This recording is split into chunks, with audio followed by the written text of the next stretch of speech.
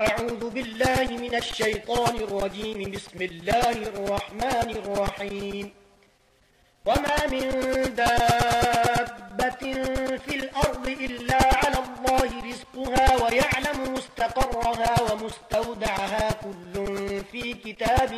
مبين. وهو الذي خلق السماوات والأرض في 6 أيام وكان عرشه على الماء ليبلوكم أيكم أحسن عملا. ولئن قلت إنكم مبعوثون من بعد الموت ليقولن الذين كفروا إن هذا إلا سحر مبين. ولئن أخرنا عنهم العذاب إلى أمة معدودة ليقولن ما يحبسه ألا يوم يأتيهم ليس مصروفا عنهم وحاق بهم ما كانوا به يستهزئون. ولئن أذقنا الإنسان منا رحمة ثم نزعناها منه إنه ليئوس كفور. ولئن أذقناه نعماء بعد ضراء مسته ليقولن ذهب السيئات عني إنه لفرح فخور. إلا الذين صبروا وعملوا الصالحات أولئك لهم مغفرة وأجر كبير. فلعلك تارك بعض ما يوحى إليك وضائق به صدرك أن يقولوا لولا أنزل عليه كنز أو جاء معه ملك إنما أنت نذير والله على كل شيء وكيل. أم يقولون افتراه قل فأتوا بعشر سور مثله مفتريات وادعوا من استطعتم من دون الله إن كنتم صادقين. فإن لم يستجيبوا لكم فاعلموا أنما أنزل بعلم الله وأن لا إله إلا هو فهل أنتم مسلمون. من كان يريد الحياة الدنيا وزينتها نوفي إليهم أعمالهم فيها وهم فيها لا يبخسون. أولئك الذين ليس لهم في الآخرة إلا النار وحبط ما صنعوا فيها وباطل ما كانوا يعملون. أفمن كان على بينة من ربه ويتلوه شاهد منه ومن قبله كتاب موسى إماما ورحمة أولئك يؤمنون به. ومن يكفر به من الأحزاب فالنار موعده فلا تك في مرية منه إنه الحق من ربك ولكن أكثر الناس لا يؤمنون. ومن أظلم ممن افترى على الله كذبا أولئك يعرضون على ربهم ويقول الأشهاد هؤلاء الذين كذبوا على ربهم ألا لعنة الله على الظالمين الذين يصدون عن سبيل الله ويبغونها عوجا وهم بالآخرة هم كافرون. أولئك لم يكونوا معجزين في الأرض وما كان لهم من دون الله من أولياء يضاعف لهم العذاب ما كانوا يستطيعون السمع وما كانوا يبصرون. أولئك الذين خسروا أنفسهم وضل عنهم ما كانوا يفترون. لا جرم أنهم في الآخرة هم الأخسرون. إن الذين آمنوا وعملوا الصالحات وأخبتوا إلى ربهم أولئك أصحاب الجنة هم فيها خالدون. مثل الفريقين كالأعمى والأصم والبصير والسميع هل يستويان مثلا أفلا تذكرون. ولقد أرسلنا نوحا إلى قومه إني لكم نذير مبين ألا تعبدوا إلا الله إني أخاف عليكم عذاب يوم أليم. فقال الملأ الذين كفروا من قومه ما نراك إلا بشرا مثلنا وما نراك اتبعك إلا الذين هم أرادلنا بادي الرأي وما نرى لكم علينا من فضل بل نظنكم كاذبين. قال يا قوم أرأيتم إن كنت على بينة من ربي وآتاني رحمة من عنده فعميت عليكم أنلزمكموها وأنتم لها كارهون ويا قوم لا أسألكم عليه مالا إن أجري إلا على الله وما أنا بطارد الذين آمنوا إنهم ملاقو ربهم ولكني أراكم قوما تجهلون ويا قوم من ينصرني من الله إن طردتهم أفلا تذكرون ولا أقول لكم عندي خزائن الله ولا أعلم الغيب ولا أقول إني ملك ولا أقول للذين تزدري أعينكم لن يؤتيهم الله خيرا الله أعلم بما في أنفسهم إني إذا لمن الظالمين قالوا يا نوح قد جادلتنا فأكثرت جدالنا فأتنا بما تعدنا إن كنت من الصادقين قال إنما يأتيكم به الله إن شاء وما أنتم بمعجزين ولا ينفعكم نصحي إن أردت أن أنصح لكم إن كان الله يريد أن يغويكم هو ربكم وإليه ترجعون أم يقولون افتراه قل إن افتريته فعلي إجرامي وأنا بريء مما تجرمون وأوحي إلى نوح أنه لن يؤمن من قومك إلا من قد آمن فلا تبتئس بما كانوا يفعلون واصنع الفلك بأعيننا ووحينا ولا تخاطبني في الذين ظلموا إنهم مغرقون ويصنع الفلك وكلما مر عليه ملأ من قومه سخروا منه قال إن تسخروا منا فإنا نسخر منكم كما تسخرون فسوف تعلمون من يأتيه عذاب يخزيه ويحل عليه عذاب مقيم حتى إذا جاء أمرنا وفارت النور قل نحمل فيها من كل زوجين اثنين وأهلك إلا من سبق عليه القول وما آمن معه إلا قليل وقال اركبوا فيها بسم الله مجريها ومرساها إن ربي لغفور رحيم وهي تجري بهم في موج كالجبال ونادى نوح ابنه وكان في معزل يا بني اركب معنا ولا تكن مع الكافرين قال سآوي إلى جبل يعصمني من الماء قال لا عاصم اليوم من أمر الله إلا من رحم وحال بينهما الموج فكان من المغرقين وقيل يا أرض ابلعي ماءك ويا سماء أقلعي وغيض الماء وقضي الأمر واستوت على الجودي وقيل بعدا للقوم الظالمين ونادى نوح ربه فقال رب إن ابني من أهلي وإن وعدك الحق وأنت أحكم الحاكمين قال يا نوح إنه ليس من أهلك إنه عمل غير صالح فلا تسألني ما ليس لك به علم إني أعظك أن تكون من الجاهلين قال رب إني أعوذ بك أن أسألك ما ليس لي به علم وإلا تغفر لي وترحمني أكن من الخاسرين قيل يا نوح اهبط بسلام منا وبركات عليك وعلى ممن معك وأمم سنمتعهم ثم يمسهم منا عذاب أليم تلك من أنباء الغيب نوحيها إليك ما كنت تعلمها أنت ولا قومك من قبل هذا فاصبر إن العاقبة للمتقين وإلى عاد أخاهم هودا قال يا قوم اعبدوا الله ما لكم من إله غيره إن أنتم إلا مفترون يا قوم لا أسألكم عليه أجرا إن أجري إلا على الذي فطرني أفلا تعقلون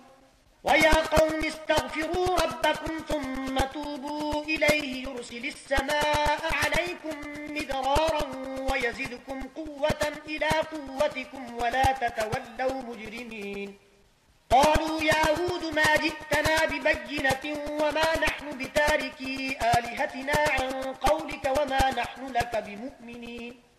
إن نقول إلا اعتراك بعض آلهتنا بسوء قال إني أشهد الله واشهدوا أني بريء مما تشركون من دونه فكيدوني جميعا ثم لا تنظرون إني توكلت على الله ربي وربكم ما من دابة إلا هو آخذ بناصيتها إن ربي على صراط مستقيم فإن تولوا فقد أبلغتكم ما أرسلت به إليكم ويستخلف ربي قوما غيركم ولا تضرونه شيئا إن ربي على كل شيء حفيظ ولما جاء أمرنا نجينا هودا والذين آمنوا معه برحمة منا ونجيناهم من عذاب غليظ وتلك عاد جحدوا بآيات ربهم وعصوا رسله واتبعوا أمر كل جبار عنيد وأتبعوا في هذه الدنيا لعنة ويوم القيامة ألا إن عادا كفروا ربهم ألا بعدا لعاد قوم هود وإلى ثمود أخاهم صالحا قال يا قوم اعبدوا الله ما لكم من إله غيره هو أنشأكم من الأرض واستعمركم فيها فاستغفروه ثم توبوا إليه إن ربي قريب مجيب قالوا يا صالح قد كنت فينا مرجوا قبل هذا أتنهانا أن نعبد ما يعبد آباؤنا وإننا لفي شك مما تدعونا إليه مريب قال يا قوم أرأيتم إن كنت على بينة من ربي وآتاني منه رحمة فمن ينصرني من الله إن عصيته فما تزيدونني غير تخسير ويا قوم هذه ناقة الله لكم آية فذروها تأكل في أرض الله ولا تمسوها بسوء فيأخذكم عذاب قريب فعقروها فقال تمتعوا في داركم 3 أيام ذلك وعد غير مكذوب فلما جاء أمرنا نجينا صالحا والذين آمنوا معه برحمة منا ومن خزي يومئذ إن ربك هو القوي العزيز وأخذ الذين ظلموا الصيحة فأصبحوا في ديارهم جاثمين كأن لم يغنوا فيها ألا إن ثمود كفروا ربهم ألا بعدا لثمود ولقد جاءت رسلنا إبراهيم بالبشرى قالوا سلاما قال سلام فما لبث أن جاء بعجل حنيذ فلما رأى أيديهم لا تصل إليه نكرهم وأوجس منهم خيفة قالوا لا تخف إنا أرسلنا إلى قوم لوط وامرأته قائمة فضحكت فبشرناها بإسحاق ومن وراء إسحاق يعقوب قالت يا ويلتى أألد وأنا عجوز وهذا بعلي شيخا إن هذا لشيء عجيب قالوا أتعجبين من أمر الله رحمة الله وبركاته عليكم أهل البيت إنه حميد مجيد فلما ذهب عن إبراهيم الروع وجاءته البشرى يجادلنا في قوم لوط إن إبراهيم لحليم أواه منيب يا إبراهيم أعرض عن هذا إنه قد جاء أمر ربك وإنهم آتيهم عذاب غير مردود ولما جاءت رسلنا لوطا سيء بهم وضاق بهم ذرعا وقال هذا يوم عصيب وجاءه قومه يهرعون إليه ومن قبل كانوا يعملون السيئات قال يا قوم هؤلاء بناتي هن أطهر لكم فاتقوا الله ولا تخزون في ضيفي أليس منكم رجل رشيد قالوا لقد علمت ما لنا في بناتك من حق وإنك لتعلم ما نريد قال لو أن لي بكم قوة أو آوي إلى ركن شديد قالوا يا لوط إنا رسل ربك لن يصلوا إليك فأسر بأهلك بقطع من الليل ولا يلتفت منكم أحد إلا امرأتك إنه مصيبها ما أصابهم إن موعدهم الصبح أليس الصبح بقريب فلما جاء أمرنا جعلنا عاليها سافلها وأمطرنا عليها حجارة من سجيل منضود مسومة عند ربك وما هي من الظالمين ببعيد وإلى مدين أخاهم شعيبا قال يا قوم اعبدوا الله ما لكم من إله غيره ولا تنقصوا المكيال والميزان إني أراكم بخير وإني أخاف عليكم عذاب يوم محيط ويا قوم أوفوا المكيال والميزان بالقسط ولا تبخسوا الناس أشياءهم ولا تعثوا في الأرض مفسدين بقية الله خير لكم إن كنتم مؤمنين وما أنا عليكم بحفيظ قالوا يا شعيب أصلاتك تأمرك أن نترك ما يعبد آباؤنا أو أن نفعل في أموالنا ما نشاء إنك لأنت الحليم الرشيد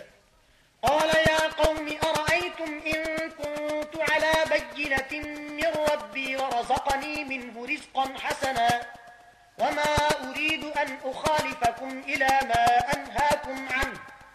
إن أريد إلا الإصلاح ما استطعت وما توفيقي إلا بالله عليه توكلت وإليه أنيب ويا قوم لا يجرمنكم شقاقي أن يصيبكم مثل ما أصاب قوم نوح أو قوم هود أو قوم صالح وما قوم لوط منكم ببعيد واستغفروا ربكم ثم توبوا إليه إن ربي رحيم ودود قالوا يا شعيب ما نفقه كثيرا مما تقول وإنا لنراك فينا ضعيفا ولولا رهتك لرجمناك وما أنت علينا بعزيز قال يا قوم أرهطي أعز عليكم من الله واتخذتموه وراءكم ظهريا إن ربي بما تعملون محيط ويا قوم اعملوا على مكانتكم إني عامل سوف تعلمون من يأتيه عذاب يخزيه ومن هو كاذب وارتقبوا إني معكم رقيب ولما جاء أمرنا نجينا شعيبا والذين آمنوا معه برحمة منا وأخذت الذين ظلموا الصيحة فأصبحوا في ديارهم جاثمين كأن لم يغنوا فيها ألا بعدا لمدين كما بعدت ثمود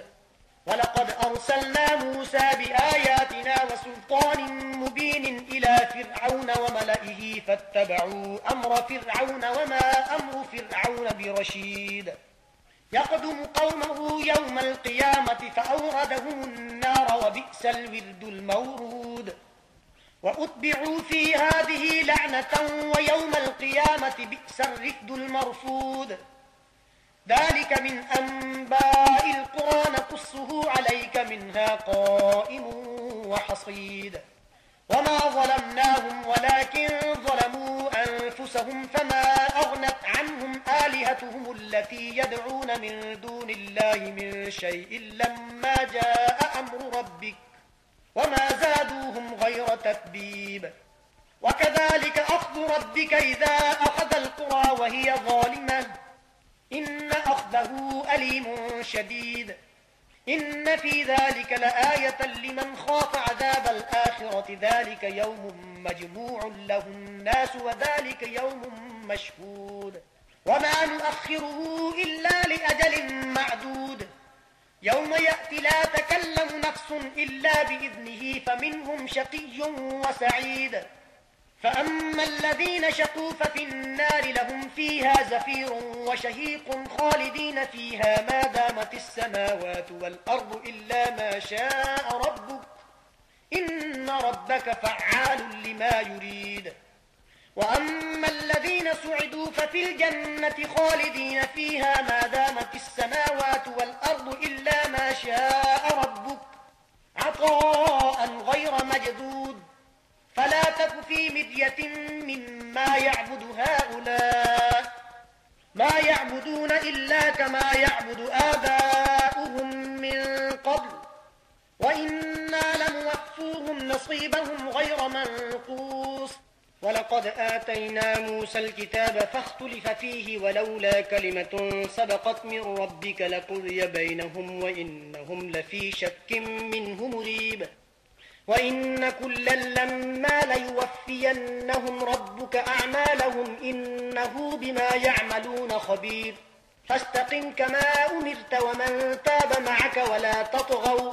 إنه بما تعملون بصير ولا تركنوا إلى الذين ظلموا فتمسكم النار وما لكم من دون الله من أولياء ثم لا تنصرون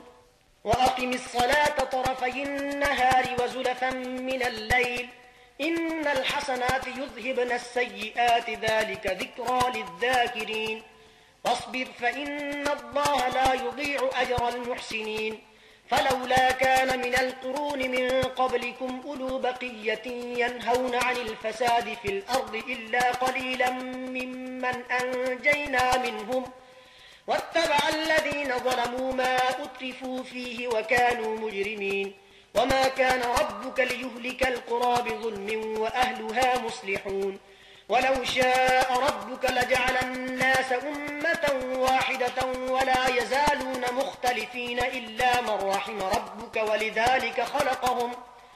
وتمت كلمة ربك لأملأن جهنم من الجنة والناس أجمعين وكلا نقص عليك من أنباء الرسل ما نثبت به فؤادك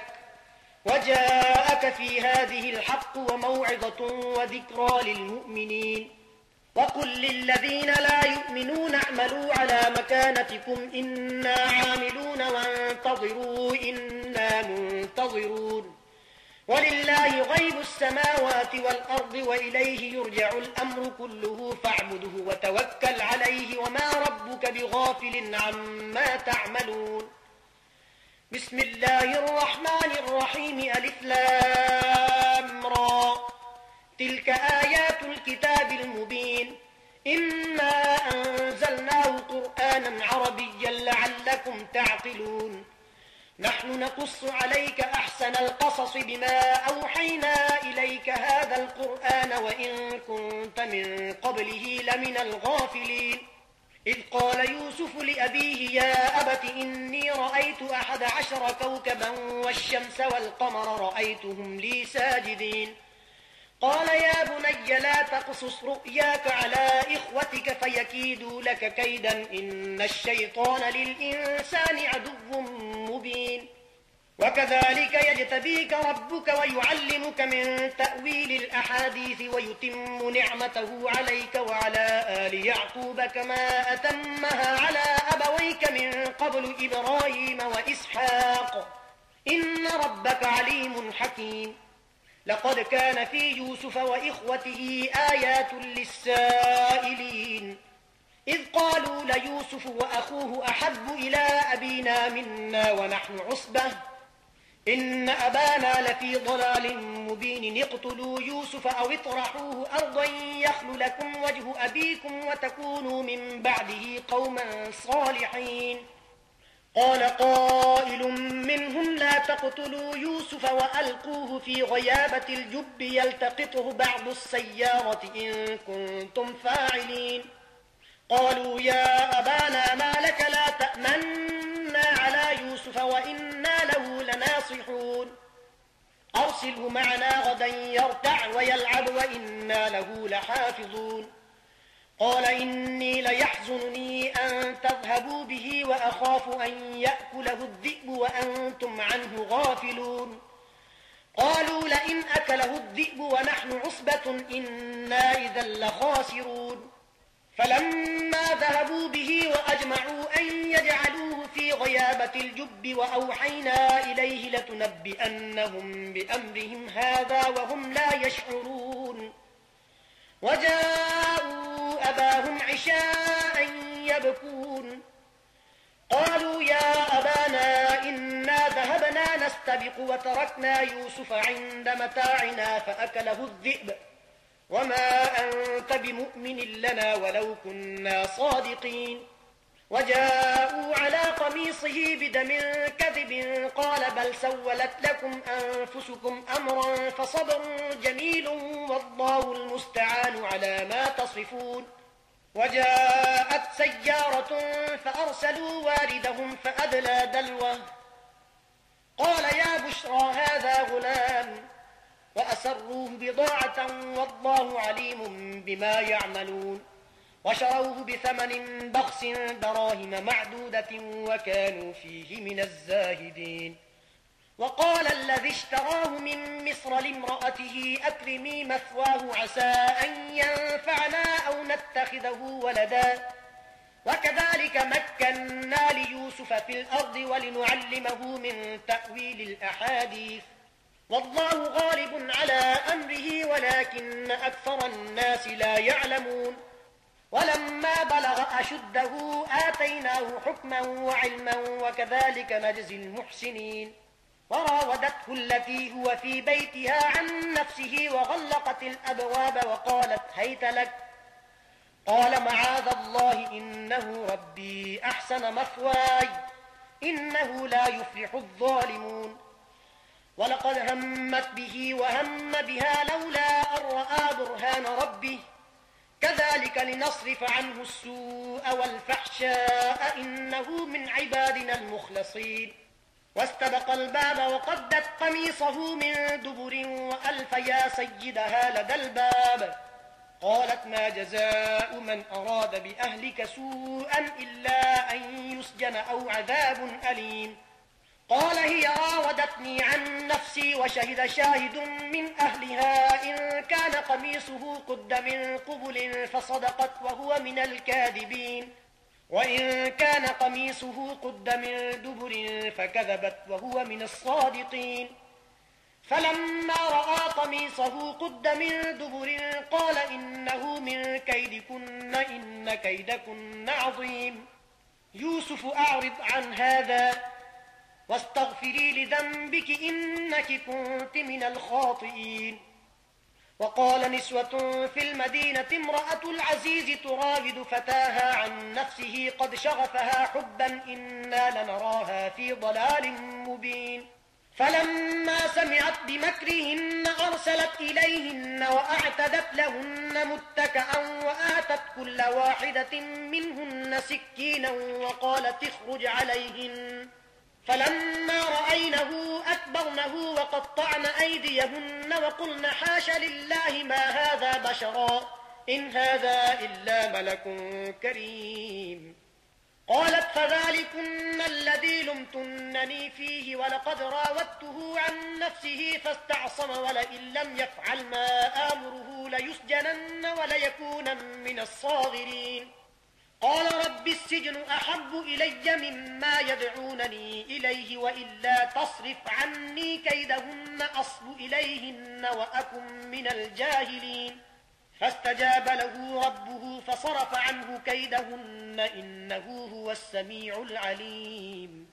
ثم بدا لهم من بعد ما رأوا الآيات ليسجننه حتى حين ودخل معه السجن فتيان قال أحدهما إني أراني أعصر خمرا وقال الآخر إني أراني أحمل فوق رأسي خبزا تأكل الطير منه نبئنا بتأويله إنا نراك من المحسنين قال لا يأتيكما طعام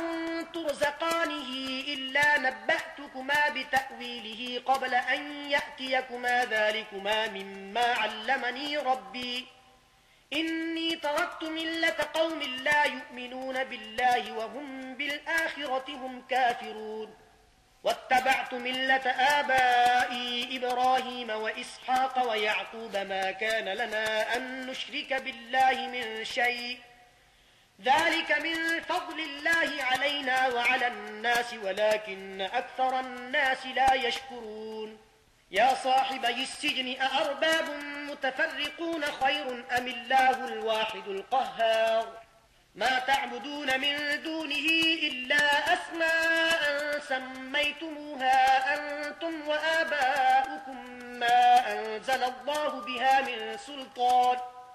إن الحكم إلا لله أمر ألا تعبدوا إلا إياه ذلك الدين القيم ولكن أكثر الناس لا يعلمون يا صاحبي السجن أما أحدكما فيسقي ربه خمرا وأما الآخر فيصلب فتأكل الطير من رأسه قضي الأمر الذي فيه تستفتيان